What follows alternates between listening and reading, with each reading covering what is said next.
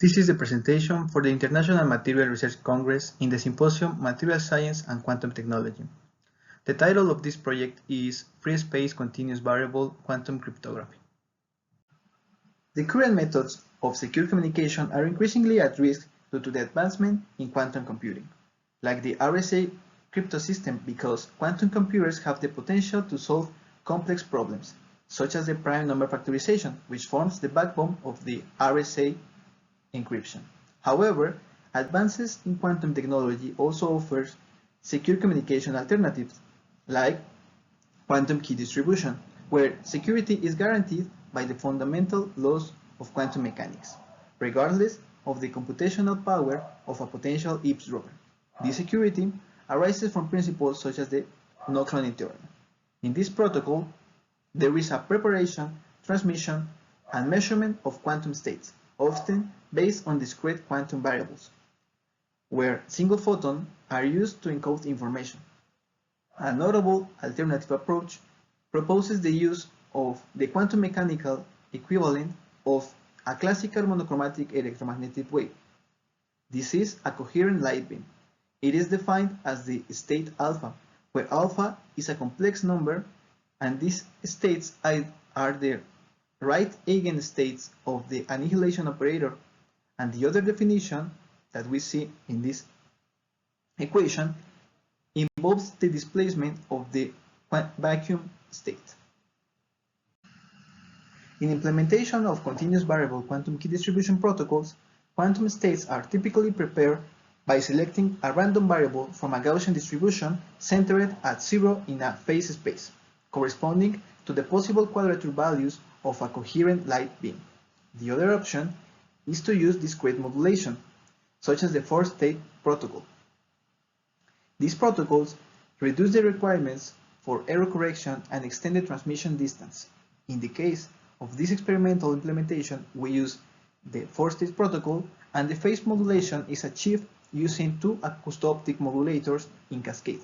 This configuration allows precise control of the phase of the light by manipulating the phase of the radio frequencies applied to the modulators. Then the signal can be attenuated to the photon level required by the protocol. In these protocols, for the measurement of quantum states, we use balanced homodyne detection system that consists of a beam splitter and two photodiodes. At the input of the beam splitter, a signal alpha is combined with a high amplitude local oscillator beta. The difference between these two photocurrents generated by the two photodiodes is proportional to the number of incident photons and allows the measurement of the quadrature electromagnetic field of the signal alpha, and this measurement depends on the phase difference between the signal and the local oscillator. For the experimental setup, we have in a section a 780 nanometers laser followed by a power adjustment system. Then the light is injected to a single mode fiber that acts as a spatial filter. Then we have a Mach-Zehnder interferometer where one arm acts as the local oscillator and the other is the signal that is modulated by the two acoustoptic modulators. Then these two light beams are sent to Bob via the quantum channel. At the end of this Mach-Zehnder interferometer, Bob performs a dual homodyne measurement using wave retarders to introduce a phase shift between the signal and the local oscillator to measure the two quadratures of the light at the same time.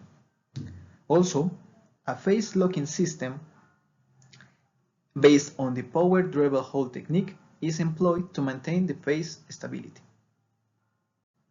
With this experimental setup, the first steps in implementation of continuous variable quantum key distribution protocol has been established using a signal that is not a weak coherent beam. But the quantum efficiency is 0.69 and the symbol repetition rate reached is 10 kHz. The modulation system used in this case was the four-state system.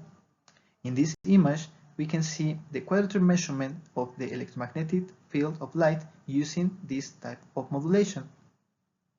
We can see the measurement of the two quadratures at the same time.